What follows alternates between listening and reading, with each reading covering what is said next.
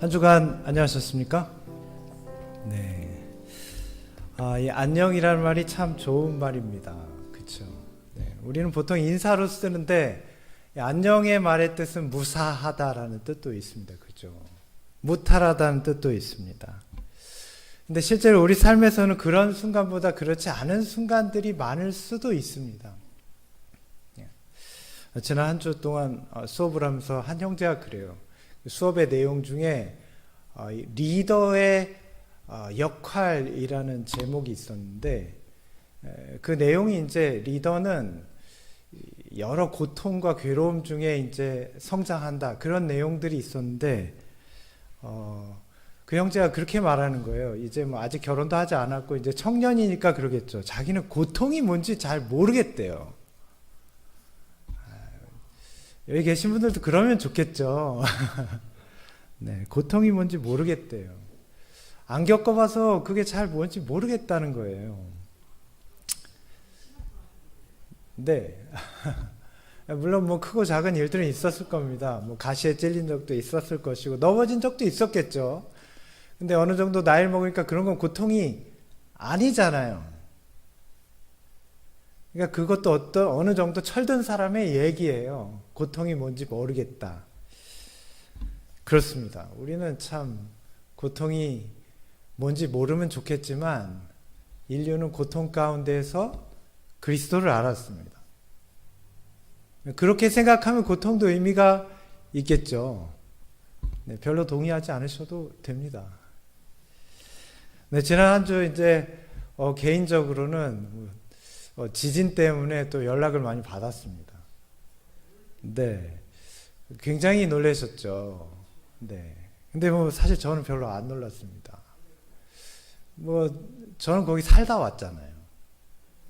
네, 그러니까 지진이 있는 나라에서는 한국에 미사일 쏜 걸 걱정해요. 북한이 또 미사일 쐈다며 그럼 우리는 아무 생각이 없는데 다른 나라에서는 우리나라 곧 망하는 줄 알아요. 계속 미사일을 쏘니까. 근데 이제 우리는 반대로 지진이 없으니까 지진이 나면 곧 망하는 줄 압니다. 네, 물론 뭐 요번에 역대에 있던 지진 중에 꽤 큰 지진이 있었습니다만은 그 지역에 피해가 있지만 그렇게 크지 않고 또 하나님의 은혜로 여진도 무사히 지나갔습니다. 뭐 저도 있을 때 겪었지만 아무것도 아니란 얘기는 아니지만 다 하나님의 은혜 가운데 살고 있습니다. 물론 피해를 입으신 분들도 계시고 빨리 복구되기를 원합니다. 근데 우리나라보다는 대비가 잘 돼 있어서 그래도 좀 괜찮은 것 같습니다. 당일날은 뭐 자기네들도 뭐 전철도 흔들리고 집도 흔들리고 아래층에 내려가서 숨고 그랬대요. 저희도 그런 경험들이 있습니다. 세상에 살다 보면 그런 순간들이 있잖아요. 지진은 아니지만 지진처럼 우리 인생이 흔들리는 순간이 있잖아요.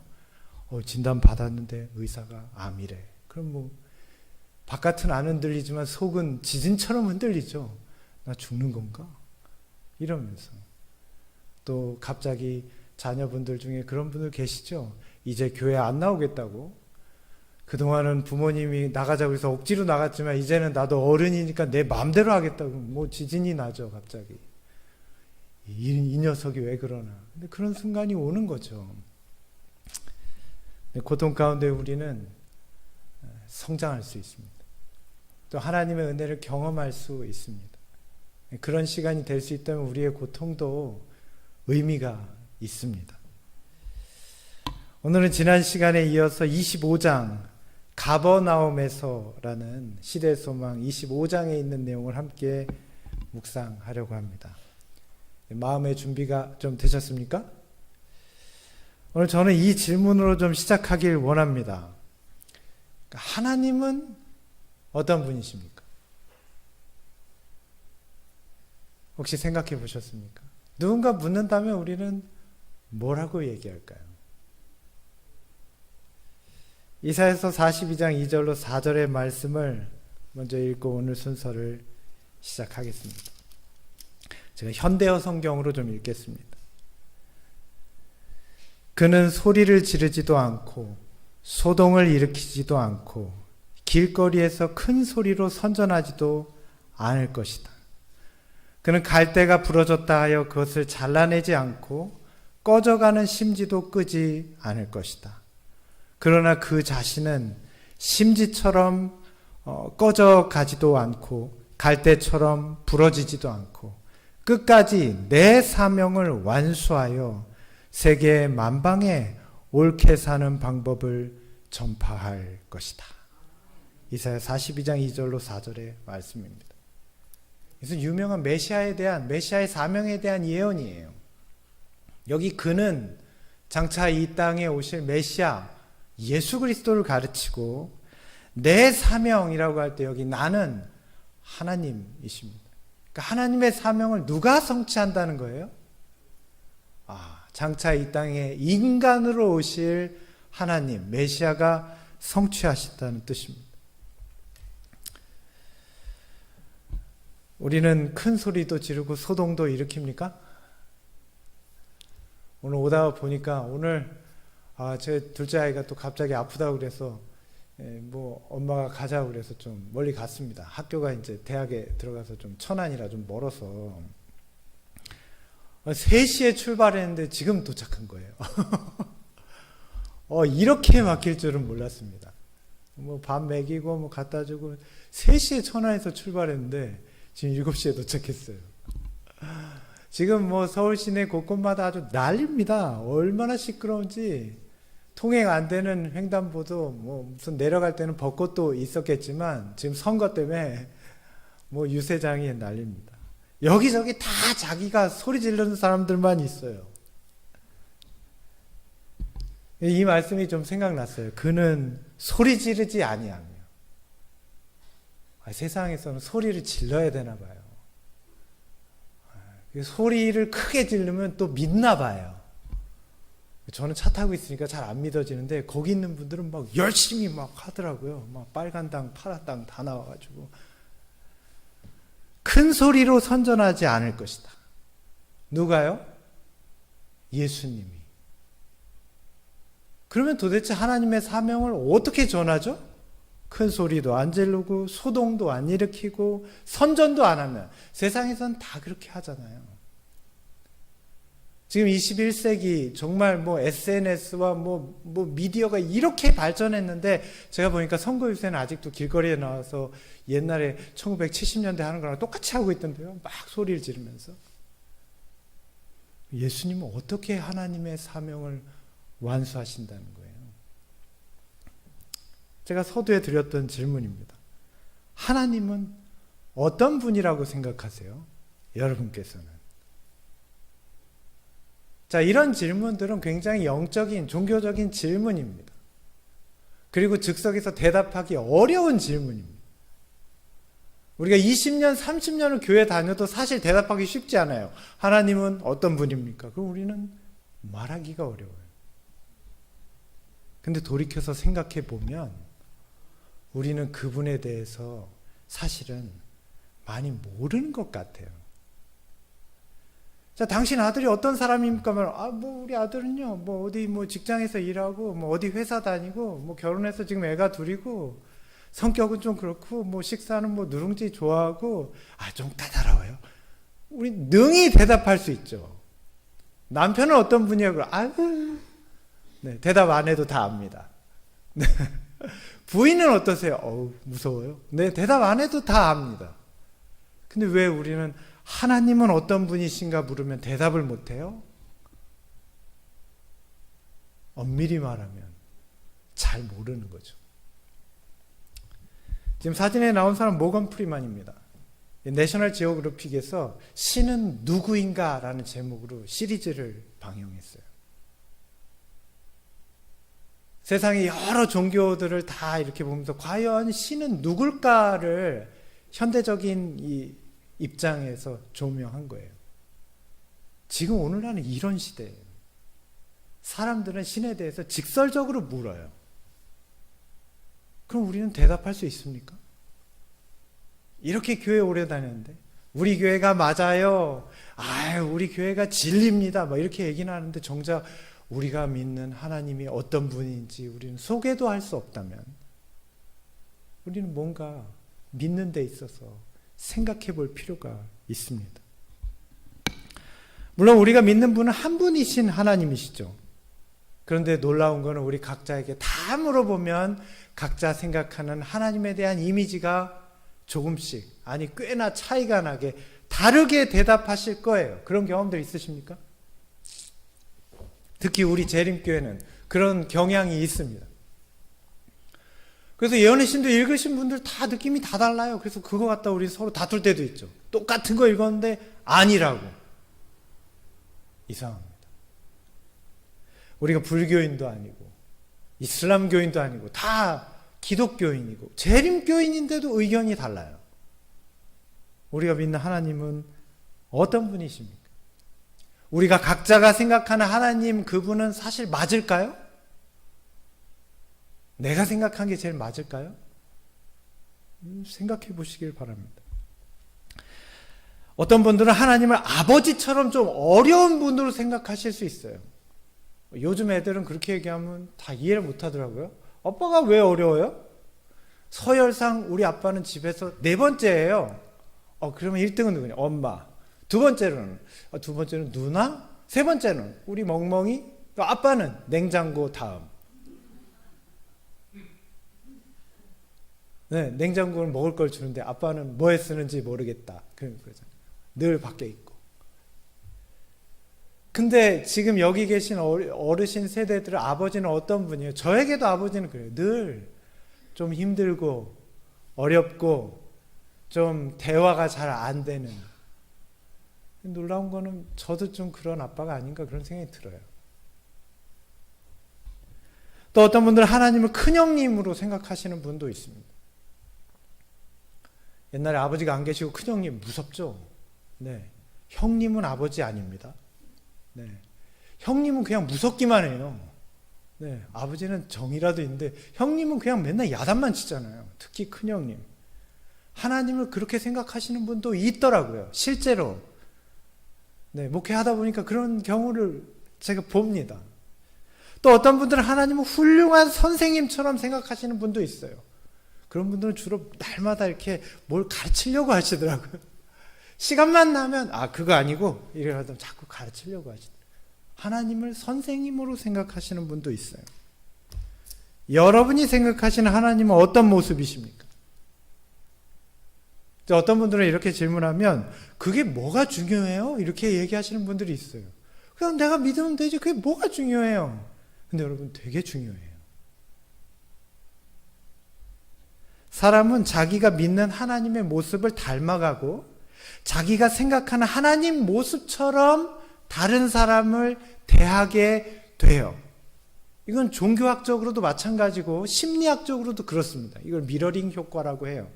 거울처럼 이렇게 비춰진다는 거예요.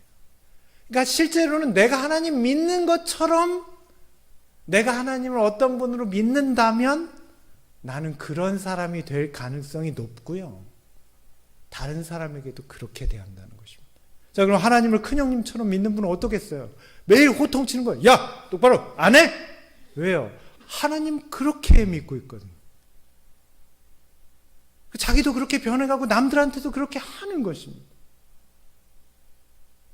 하나님은 그런 분일까요?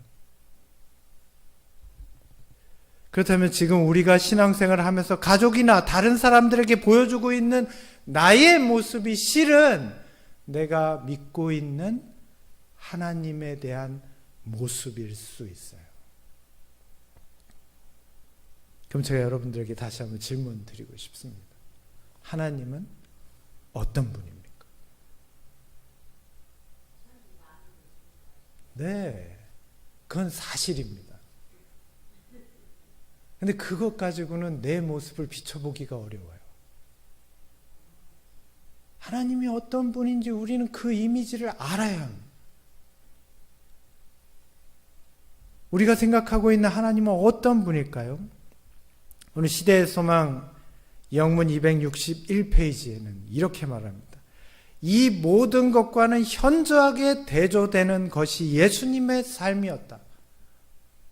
지금 우리가 생각한 이미지와는 전혀 다른. 그의 삶에서는 시끄러운 논쟁도 가식적인 예배도 사람들의 찬사를 받기 위한 행동도 찾아볼 수 없었습니다. 그리스도는 하나님 안에 숨겨져 있었고, 하나님 그 아들은 아들의 성품 안에서, 하나님께서는 그 아들의 성품 안에서 자신을 드러내셨습니다. 예수님은 그렇게 큰 형님 같은 분이 아닙니다. 시끄러운 논쟁이나 그냥 가식적으로 드리는 예배나 다른 사람들에게 칭찬받기 위한 그런 행동이나 이런 것과 예수님은 상관이 없는 분이래요. 예수님이 드러내신 모든 모습은 누구의 모습이었대요? 하나님의 모습. 자, 하나님 아버지는 어떻게 하셨대요? 예수님 안에서만 자신의 모습을 드러내셨대요. 그러니까 하나님은 예수님 같은 분이에요. 지금까지 우리가 생각하는 하나님의 모습은 상당히 잘못됐을 수 있습니다. 물론 말로는 우리가 여러 가지 얘기하죠. 저도 말로는 되게 막 멋지게 하나님을 묘사하는데 실제로 내가 보여주고 있는 게 하나님의 모습이에요. 말하는 거 말고. 하나님께서는 예수님의 성품을 통해 자신을 나타내셨대요. 시끄럽고 가식적이고 사람의 찬사나 기대하고 막 그런 분이 아니고요. 진실하고 헌신적이고 겸손하고 유쾌하셨다는 것입니다. 우린 잘 안 믿어지죠. 예수님은 그렇다고 생각해요. 그래서 초기 재림교회 신자들은 하나님 아버지랑 예수님을 다른 분으로 생각했대요. 그래서 예수님이 하나님하고 똑같다 그러면 화를 냈어요. 초기의 재림교인들은. 그 유니테리아니즘이라고 합니다. 하나님은 한 분인데 어떻게 예수님이 하나님이냐 이랬어요. 근데 엘렌 화이트 시대의 소망에 예수님을 뭐라고 썼죠? 하나님이라고 썼어요. 그랬더니 그 당시에 사람들이 엘렌 화이트를 욕했습니다. 오늘 우리도 그럴 수 있어요. 우리가 생각하는 하나님의 모습은 진실하고 헌신적이고 겸손하고 유쾌하셨다. 우리는 이 사실을 잘 이해하지 못합니다. 그래서 우리에게선 이 모습이 잘 나타나지 않아요. 제가 그렇게 느낍니다. 더구나 우리 한국적인 관념에서 하나님은 어떤 분이에요? 근엄하시고 하시는 분이 두렵기까지 한 그런 분 아닙니까? 그걸 권위주의적 사고라고 합니다. 권위와 권위주의는 다릅니다. 권위는 남이 부여하는 것이고 권위주의는 내가 내세우는 것입니다. 한국 사회의 모습이에요. 저는 지난주에 공부하면서 놀라운 말을 들었어요. 특강이 있었는데 미국에서 오신 교수님이 얘기하시면서 이런 얘기를 했어요. 히브리어 원어에는 경어체가 없대요. 자, 우리나라엔 경어가 있습니까? 아버님께 심지어 얘기하면 드시옵시고 평소에는 안 쓰죠. 근데 굉장히 극존칭에만 옵, 소 이런 걸 씁니다. 그리고 한국말은 또 극존칭을 쓰기 위해서 낮춤이라는 게 있어요. 자기를 낮춰서 상대를 높이는 표현이 있어요. 근데 히브리어, 성경이 쓰여진 원래 언어인 구약 성경의 히브리어에는 존칭을 뜻하는 경어가 하나도 없습니다. 하나님을 2인칭으로 썼어요. 자, 이 말이 무슨 뜻인지 잘 모르겠죠? 그러면 성경의 원래 표현대로 기도하면 이렇게 됩니다. 이렇게 된다는 걸 말씀드리는 거예요. 오해하지 마십시오. 예를 들면 이렇게 됩니다. 주님, 너 오늘 잘 있었니? 나는 이런 소원이 있어. 내 소원 좀 들어줘. 이렇게 기도한다는 거예요. 이해 안 되시죠? 전혀 이해 안 되시죠? 제가 미친 것 같죠? 근데 원래 성경은 그렇게 쓰여 있대요. 근데 거기 이유가 있어요. 하나님은 종교적으로 거리감을 허용하지 않으셨대요. 여러분, 존칭어를 쓰면 거리감이 생깁니다. 존칭어는 일종의 거리예요. 그래서 그 앞을 지나가지 않는 것입니다. 근데 하나님은 일부러 경어를 쓰지 못하게 했어요. 그래서 히브리어에는 경어를 발전시키지 않았습니다. 하나님은 언제나 2인칭이에요. 친구 같은 분이고 형 동생 같은 분이에요. 누이와 남매 같은 사이예요. 엄마와 자녀와 같은 관계입니다. 그래서 히브리어 원어 성경 경우가 없대요. 놀랍지 않습니까? 저는 좀 충격을 받았어요. 그렇구나. 근데 우리가 생각하는 하나님은 어때요? 높낮이가 있죠. 여러분 삼위일체를 믿으시지만 여러분 그렇게 믿으시는 경향이 있잖아요. 아버지 하나님이 1등, 예수님이 2등, 성령님이 3등. 우리 안에 있는 희한한 개념입니다. 삼위일체는 실제로 이게 아닙니다. 동등하다는 뜻입니다. 어떻게 아들하고 아버지랑 똑같아요? 하나님은 그런 분이래요. 하나님은 오늘 우리에게 거리감을 갖는 걸 원치 않으십니다. 그분은 높은 하늘에서 우리에게 에헴 하고 계시는 분이 아니에요. 그분은 지금 어디 계십니까? 오늘 이 26장에서 하나님은 어디 계세요? 예수님과 함께 가버나움에 계십니다. 우리는 지금 가버나움에 사시는 예수님을 보시면 하나님이 어떤 분이신지 알 수가 있습니다. 예수께서는 여기저기 다니는 고향의 막간에서 가버나움에 사셨으므로 그곳은 예수님의 고향으로 불려졌다.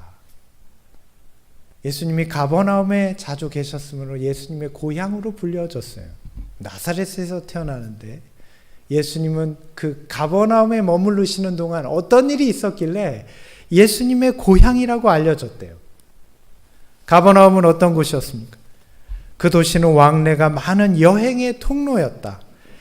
여기에는 예수께서 모든 민족과 모든 계층의 사람들, 곧 부자와 위인과 가난한 자와 미천한 자를 함께 만날 수가 있으셨다. 가버나움은 구주의 사업의 중심이 되기에 매우 적합한 곳이었다. 자, 그렇다면 예수님은 가버나움에서 어떻게 사셨을까요? 한번 생각해 보십시오.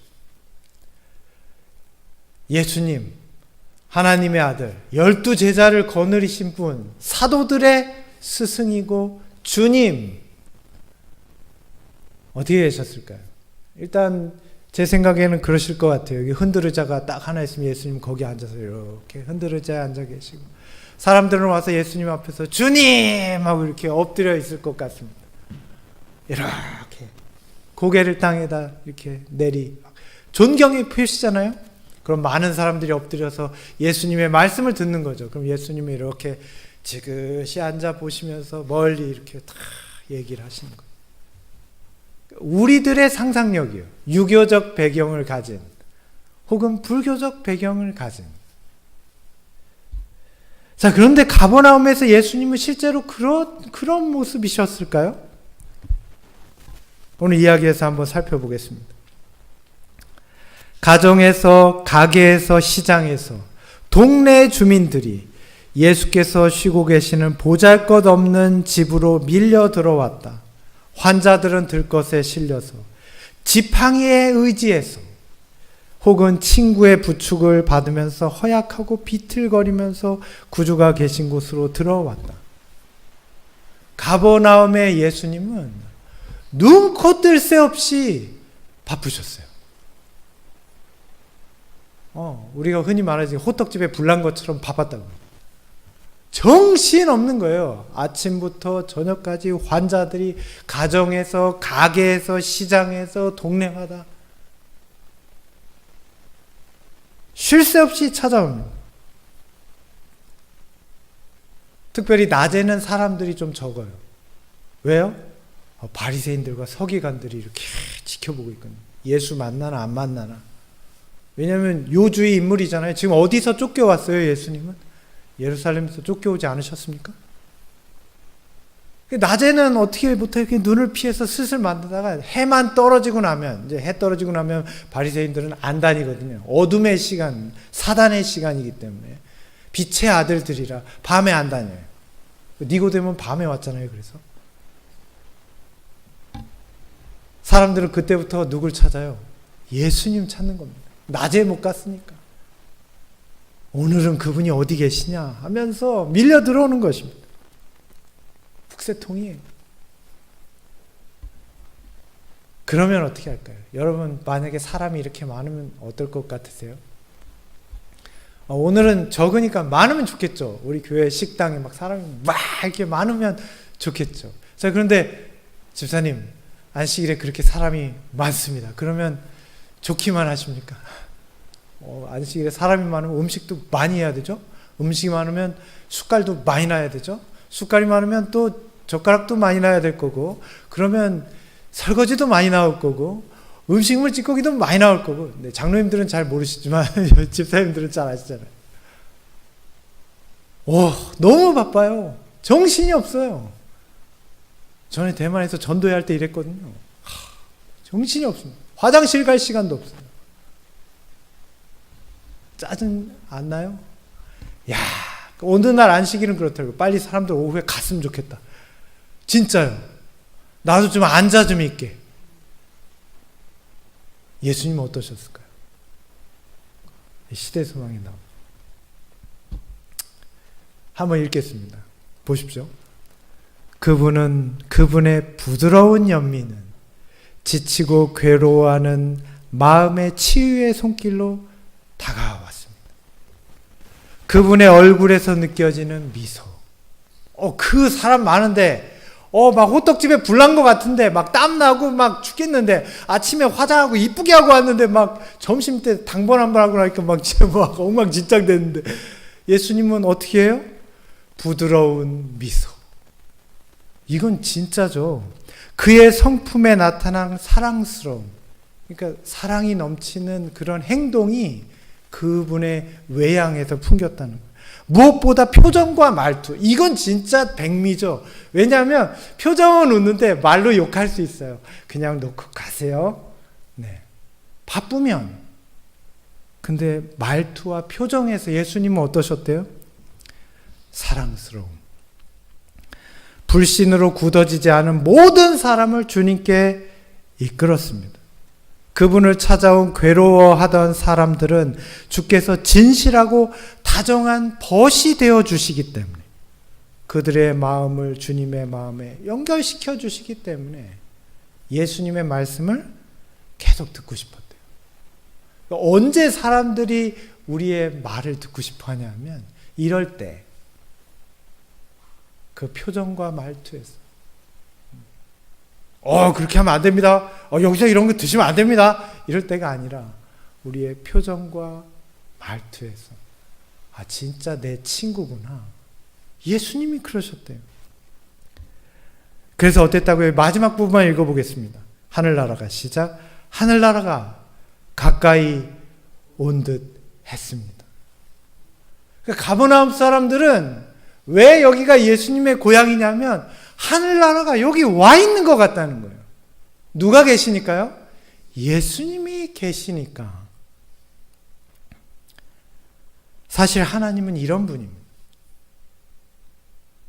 그런데도 우리는 하나님을 우리가 대대로 믿어온 어떤 신앙의 전통적인 관념에서 혹은 한국적인 전통에서 생각하는 것입니다. 근데 여러분, 한국이 어떤 나라입니까? 물론 우리가 나름 긍지가 있는 나라지만 사실상 우리가 어렸을 때, 여기 집사님들이 어리셨을 때 한국 어땠어요? 귀신의 나라죠. 장독대에도 귀신이 있고 부엌에도 귀신이 있고 뭐 빗자루에도 있고 뭐 다락에도 있고 뭐 귀신 천지예요. 우리는 그런 배경을 가지고 지금 성장해서 자라왔어요. 귀신은 어때요? 무서운 거죠. 피해야 되는 거죠. 하나님을 귀신처럼 생각하는 거예요. 실제로 하나님은 어떤 분이신데요? 예수님과 같으신데 하늘나라가 여기 내려온 것처럼. 전설의 고향을 너무 많이 본 것입니까? 우리가 말로는 하나님이 사랑이라고 하지만 그게 잘 느껴지지 않는 것입니다. 오늘 우리가 주변 사람들에게 보여주는 우리의 모습을 보면 우리가 어떤 하나님을 믿고 있는지 짐작할 수가 있습니다. 오늘 우리가 믿는 예수님을 통해서 나타난 모습은 전혀 그렇지 않습니다. 오늘 이분을 통해 나타난 하나님의 모습이 진짜 하나님의 모습이에요. 그물은 무지한 자들을 가르치며 앓는 자들을 고치며 눈먼 자들을 보게 하며 무리들을 먹이면서 종일 수고하시다가 종일 해가 진 다음에 온 사람들, 자, 우리 영업은 7시까지입니다. 저도 쉬어야죠. 저도 가끔 그런 생각 하거든요. 다른 분들은 안식일에 이제 뭐 우리는 안식일이니까 쉽니다 하시는데, 사실 저는 안식일이 사실은 일과의 시작인데 그럼 나도 쉬어야지 이런 생각이 들 수 있잖아요. 목사님들도. 자, 그런데 예수님은 어때요? 마지막 그 불편한 사람이 고쳐지기 전까지는 쉬지 않으시는 거예요. 그 사람은 내일이면 예수님 못 볼까봐 불안해서 오늘 가서 잠을 못 잘 테니까 그를 고쳐주시는 거예요. 자, 이 정도 됐으면 이제 아이고 이제 죽겠다 쉬자. 저도 가끔 그러거든요. 집에 저녁 때 누우면 아이고 소리 하면서 딱 누운 다음에는 오늘은 기도도 누워서 하고 싶어요. 이렇게 하게 되거든요. 근데 예수님은 어떠셨대요? 그분은 하루 종일 수고하다가 땅거미가 질 때 혹은 이른 아침에 하나님과 아버지와 교통하기 위해서 산을 향해 가시고 기도처로 가시고 온 밤을 기도와 명상으로 보내다가 먼 동이 트면 찬양하시면서 내려오시는 것입니다.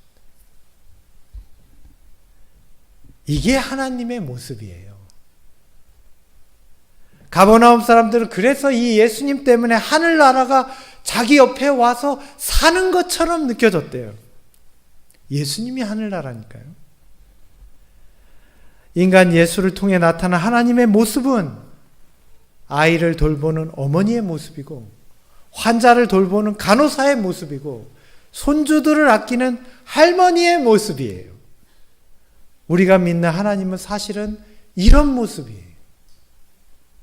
믿으셔야 합니다. 그래야 우리도 이 믿음으로 우리 주변에 있는 사람들을 사랑할 수 있어요. 예수께서 마지막 환절을 치료하시기까지는 일을 쉬지 않으셨다. 예수님의 지상생애의 나날은 이렇게 지나갔다. 가버나움은 이전에 이와 같은 날을 경험한 적이 없었다. 하늘은 승리의 소리와 구원의 함성으로 가득 찼다. 얼마나 놀랍습니까? 그래서 저는 이번 장을 읽으면서 이런 생각이 들었어요. 우리가 믿는 하나님은 우리 동네 사람, 친근한 오빠 같은, 그리고 동네 형님 같은, 그리고 우리 친누나나 엄마 같은 그런 분이로구나. 여러분도 이런 예수님과 함께 가버나움에 살고 싶으십니까? 살았으면 좋겠어요? 예수님과 한 동네 살았으면 좋겠습니까? 별로 안 하고 싶으신가 봐요. 그러면 지금 그 맨날 그 쓰레기 때문에 막 딱딱거리는 그 동장님하고 같이 살고 싶으세요? 아니면 예수님하고 같이 살고 싶으세요? 예수님이 좋죠. 얼마나 좋아요. 그분하고 한 동네에 살고 있다면 오늘 우리는 그래야 되겠습니다. 정말 우리는 예수님하고 한 동네에 사는 사람처럼 살아야 되겠어요. 예수님이 이렇게 친근한 모습이라면 우리도 이렇게 친근한 사람이 되어야 되겠어요. 그런데 때때로 우리는 불편한 사람이 되고 있습니까? 그럴 때가 있어요. 그렇게 안 하려고 한다고 하지만 어떨 때는 화도 잘 내고 짜증도 내고 애들이 오면 이렇게 막 귀찮아하고 그러잖아요. 하나님의 모습을 생각해 보십시오. 하나님도 그러실 거라고 생각하시면 그것은 잘못 생각하신 겁니다. 할머니 옆에서 손주 야단치면 할머니가 어떻게 하시던가요?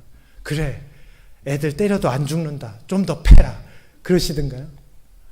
야, 내 새끼 때릴 때가 어디 있다고 때려. 시간 지나 철들면 다 한다. 내비둬라. 그러시지 않아요? 하나님이 그런 분입니다. 하나님이 그런 분입니다. 우리 교회에 우리와 함께 사시는 예수님도 그런 분이에요. 자, 그럼 지금 가버나움이 있다면 어디 있을까요? 성경 속에 있던 이 가버나움이. 가버나움 동네는 아직도 이스라엘 나라에 있습니다. 자, 그런데 거기는 지금 이 성경에 나온 그 가버나움 아니에요. 공간만 가버나움이지 이런 동네는 없어요. 그러면 지금 이 세상에서 이런 예수님이 함께 사시는 가버나움 같은 동네가 없나요? 있다면 어딜까요? 교회죠. 지금 우리가 있는 데죠. 이 건물 아니더라도 우리가 야유회를 가면 거기가 교회죠. 그리고 우리가 소그룹을 하면 거기가 교회죠. 거기가 예수님이 함께 사시는 가버나움이 돼야 되겠어요. 그러면 만약에 우리가 이 모임 안에서 정말 누군가가 그렇게 불편하게 하는 존재가 있다면, 아니면 내가 그렇게 하고 있다면 우리도 자연스럽게 하나님의 음성을 들어야 되겠어요. 아이고, 놔둬요. 시간 지나면 다 합니다. 귀걸이 그거 걱정 마세요. 네, 돼지고기 먹는다고 너무 뭐라 하지 마세요. 당뇨병 걸리니까 다 끊습니다. 네, 너무 걱정 안 하셔도 돼요. 우리 하나님이 계시잖아요. 그런데도 불구하고 예수님께서 사람들에게 반드시 깨뜨리려고 하신 게 또 있으셨대요. 그게 무엇일까요? 우리 함께 좀 읽어보겠습니다. 시작. 그 예수님은 세상의 사물의 중요성을 무시하지는 않으셨지만 사람들을 세상의 일에만 몰두하게 만드는 미혹의 마법을 깨트리고자 하셨습니다. 예수님이 반드시 깨고자 하신 게 있었는데 그건 뭐냐면, 물론 우리한테 뭐가 필요합니까? 음식도 필요하고 옷도 필요하고 집도 필요합니다. 없으면 안 되죠. 우리의 필요를 잘 아세요. 그런데 인간들은 여기에 목을 메고 있는 것입니다. 세상 일에만 몰두하는 거예요. 얼마나 요즘 사람들이 여기에 매달려요. 하루 종일 너무 바쁘잖아요. 그 아파트 때문에, 그 자동차 때문에, 그 옷 때문에, 그 먹는 것 때문에. 예수님은 이 마력을 깨트리고자 하셨대요. 왜냐하면 사탄이 이걸 알고 사람들을 모조리 이걸로 사로잡는 거예요. 먹는 거, 입는 거, 사는 문제. 옴짝달싹 못하게. 그러니까 의식주가 꼭 필요한 건 맞지만 오늘 예수님을 통해서 우리는 이걸 알아야 되겠습니까? 예수님은 하나님을 믿고 의지하는 자들은 누가 돌보신다고요? 하나님이 돌보시고 영원토록 지키신다는 것을 가르치고자 하셨대요. 그런데도 사람들은 지금까지도 무엇을 먹을까, 무엇을 마실까 하면서 자기 몸에 병 낫기만, 자기 소원이 성취되기만을 소망하고 있는 것입니다. 예수님 보실 때 이런 우리의 처지가 가련합니다. 우리는 이 세상에서 벗어나지 못하고 있어요. 예수님께서는 우리가 그분을 어떻게 생각하길 원하실까요? 오늘 이렇게 말씀하고 계십니다. 예수님은 단지 기적을 행하는 사람이나 육체적인 질병을 치료하는 사람으로만 자신을 관심을 끄는 것에 안주하지 않으셨습니다. 사람들은 주님이 왕으로서 세상의 통치권을 세우러 오셨다고 믿기를 열망했지만 주님은 그들의 마음을 세상적인 것에서 영적인 것으로 돌리려고 하셨습니다. 우리가 예수님을 이렇게 믿지 말아야겠습니다. 단지 내 소원을 성취시켜 주시고 내 병 낫게 해주시는 분으로만 생각하는 것을 예수님은 원치 않으셨대요. 왜냐하면 우리의 육신은 치료하고 치료해도 또 망가지잖아요. 그런데 우리의 마음은 다릅니다.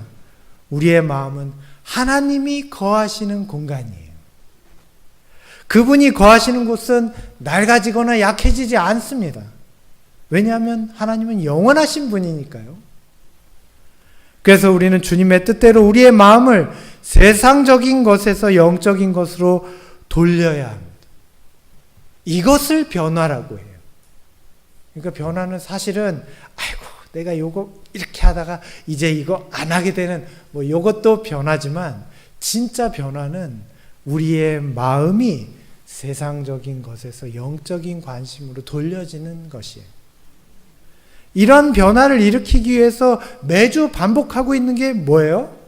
설교입니다. 영적인 세계에 대해서, 하나님의 나라에 대해서 다시 우리의 시선을 세상에서 돌려서 바라보게 하는 거예요. 그렇다면 설교도 의미가 있습니까? 있죠. 시선을 돌리게 해주니까요. 오늘 우리의 시선을 이런 세상적인 것으로부터 하나님께로 돌리고 계십니까? 그런 시간이 되셨으면 좋겠습니다. 그런데 그 당시에, 예수님 당시에 유대의 지도자들은 그렇지 않았대요. 그리스도 시대에 있어서 이스라엘의 지도자들과 교사들은 사탄의 역사를 대항하는데 무력하여 그리스도께서 악한 자를 이기신 것은 오직 하나님의 말씀에 의해서였다. 하나님의 말씀과 성령의 제지를 일단 거절하게 되면 누구도 자신이 얼마나 깊은 수렁에 빠질지 알 수가 없다. 우리는 말씀을 가까이 해야 합니다. 예수님이 원하시는 일이에요. 왜냐하면 영적인 관심사를 더 갖게 하기 위해서. 물론 설교를 듣는 것도 좋습니다. 요즘 설교 많이 들으시죠. 교회에 와서도 들으시지만 요즘은 유튜브가 있어서 다 스마트폰이 있으시니까 여러분들의 설교를 들으십니다. 우리 교단 설교도 들으시고 아마 외부에 있는 다른 목회자들의 설교도 들으실 것입니다. 자, 그런데 여러분들께 제가 꼭 드리고 싶은 말씀이 있습니다. 성경 말씀을 부지런히 읽으시길 바랍니다. 이해하기가 좀 어려우실 수도 있어요. 성경이 어렵잖아요. 근데 어려워하실 필요가 없어요. 요즘은 우리가 쓰는 말로 쓰여진 성경들도 많아요. 쉬운 말 성경, 이런 거는 지금 우리가 쓰는 구어체로 쓰여진 성경이에요. 그런 걸 읽으셔도 됩니다. 그래서 우리는 하나님의 말씀이 뭘 의미하는지 알아야 될 필요가 있어요. 그렇지 않으면 물론 우리 교회 목사님들이야 다 우리가 익히 알 수 있는 범위에서 말씀하시지만 그렇지 않을 경우에는 설교자의 의도대로 말씀을 오해할 수 있습니다. 그러면 오늘 이렇게 되는 거예요. 하나님은 에헴하시는 분처럼. 왜냐하면 그 말을 있는 그대로 믿을 수 있잖아요. 그래서 내 개인이 말씀을 펼 필요가 있습니다. 물론 성경의 모든 부분을 이해할 수 있는 건 아니지만 쉬운 말로 된 성경책들을 읽으면서 그 내용을 파악하신다면 성경이 이런 내용이구나 더 깊이 아실 수 있을 겁니다. 또 시대의 소망도 있잖아요. 읽으시길 바랍니다. 영적인 것이기 때문에 읽으시면 좋겠다는 것입니다. 그냥 읽으라는 뜻이 아니고요. 그리고 기도해야 합니다. 그래야 성령께서 우리를 어떻게 이끄시는지 알 수 있습니다. 저에게도 너무나 부족한 부분입니다. 우리는 더 많이 기도할 필요가 있어요. 우리가 사악한 자를 이기는데 사용할 수 있는 방법은 뭘까요? 우리 함께 읽겠습니다. 그리스도께서 이기신 방법, 곧 말씀의 능력이다. 하나님께서는 우리의 동의 없이는 우리의 마음을 지배하지 않으신다. 예수님께서 사탄을 이기신 방법이 말씀이셨다. 단순한 그 말씀들, 하나님의 말씀에 나타난 내가 믿고 의지할 그 제목들, 우리에게 시련이나 어려움이 올 때, 의심이 찾아올 때 우리는 그 말씀으로 대적할 수 있어요. 저도 그렇거든요. 순간순간 밀려오는 어떤 일들에 있어서 생각해 보세요. 여러분들은 예를 들어서 설교를 들으실 수 있지만 그럼 저는 누구의 설교를 들어야 될까요? 네. 그리고 제 아내는 그럼 누구의 설교를 들어야 돼요? 남편이 목사면 오늘 우리에게 말씀이 필요합니다. 그래야 꿈을 꾸다가도 사탄이 나타나면 말씀으로 대적하죠. 예수님도 그렇게 하셨다는 것입니다. 그게 동의하는 마음이죠.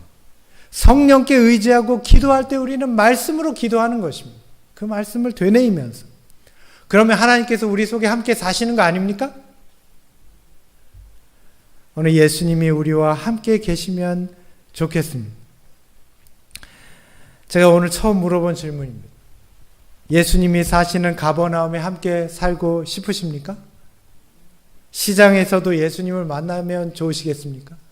얼마나 좋아요. 장보러 성북동 시장 가는데 예수님이 거기서 이렇게 하시면 좋으시겠죠. 오늘 그렇게 하실 수 있습니다. 길에서도 예수님과 마주치고 형 동생처럼 지내시면 좋겠죠? 그렇게 사시길 바랍니다. 우리가 믿는 하나님을 저 높은 데다만 올려놓으시고 그냥 어려워만 하지 마시고 항상 함께 계시길 바랍니다. 그러면 지금 우리는 어떻게 해야 될까요? 어떻게 하면 그렇게 살 수 있을까요? 한번 생각해 보시기 바랍니다. 그분의 말씀을 가까이 하고 예수님께 기도하고 그분이 기뻐하시는 일에 순종하는 것이 그분과 한 동네에 사는 것 아닙니까? 그래서 지금 우리는 이스라엘에 있는 가버나움에 갈 필요가 없고 지금 우리가 머물고 있는 이곳에서 예수님과 함께 사는 가버나움이 될 수가 있습니다. 사랑하는 믿음의 형제 자매 여러분, 오늘 예수님과 한 동네에 사시는 저와 여러분 됐으면 좋겠습니다. 그래서 우리에게 남겨진 수많은 말씀들을 통해서 수많은 전도자들을 통해서 지금까지 우리에게 들려지고 있는 예수님을 통해서 하나님이 어떤 분이신지를 확실히 알게 되시기를 바랍니다. 오늘 마치는 말씀으로 이 말씀을 읽고 오늘 모든 순서를 마치고자 합니다. 오늘 예수님은 우리에게 어떤 분이실까요? 도움이 필요한 영혼의 부르짖음이 비록 말로 표현하지 못할지라도 무시될 일은 없을 것입니다. 하나님 아버지와 언약 관계를 맺겠다고 동의하는 사람은 사탄의 권세나 자신의 본성의 연약함에 방치되지 않을 것입니다. 예수님이 계시니까 그런 거예요. 오늘 우리는 어떤 사람들입니까?